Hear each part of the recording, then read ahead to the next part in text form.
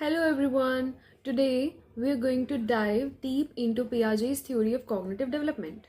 If you're an educator or someone curious about child development, you are in the right place.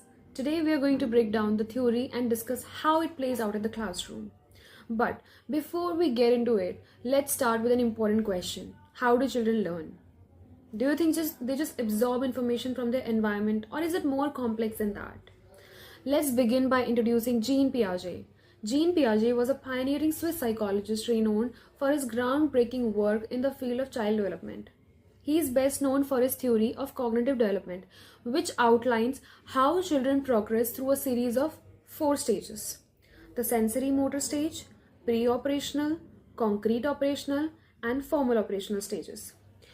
Piaget's work revolutionized our understanding of how children think and reason at different ages, highlighting that cognitive development is a gradual, stage-based process where children actively construct their understanding of the world. His insights have had a profound influence on education, emphasizing the importance of tailoring learning experiences to a child's developmental stage. Jean Piaget believed that children are not just passive receivers of information. Instead, they actively construct their own knowledge. This means they learn by interacting with the world around them. Now let's break this down a bit further. Piaget's theory is all about how children develop the ability to understand and interact with their environment. It's a process of learning and evolving. Think about it, like building a house. At first, children start with basic materials like their natural instincts and sensory experiences. Over the period of time, they build more complex structures of knowledge. But here's something important. Children go through series of stages. They all go through the same stages but at their own pace. Can you think of any examples from your own experiences or from watching children around you? Perhaps you have seen a child learning to speak or how they solve problems differently as they grow. What differences have you noticed in the way children reason at different ages? How do you think their cognitive abilities changes? Now let's talk about the stages Piaget identified. There are four key stages of development. Sensorimotor stages covers birth to about 2 years. Then pre-operational stage that covers 2 to 7 years. Concrete operational stage 7 to 11 years. And then formal operational stage 11 years and up. Each stage represents a different way children think and understand the world. Let's break these down starting with sensorimotor stage. So in the sensorimotor stage, children explore the world through their senses and actions.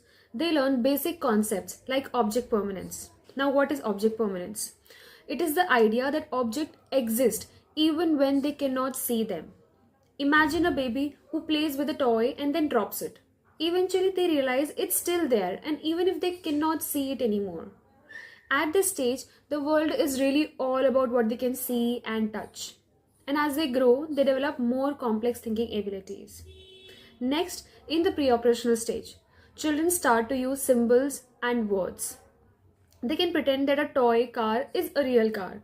They have a vivid imaginations, but they are still quite egocentric. They see the world mainly from their own perspective.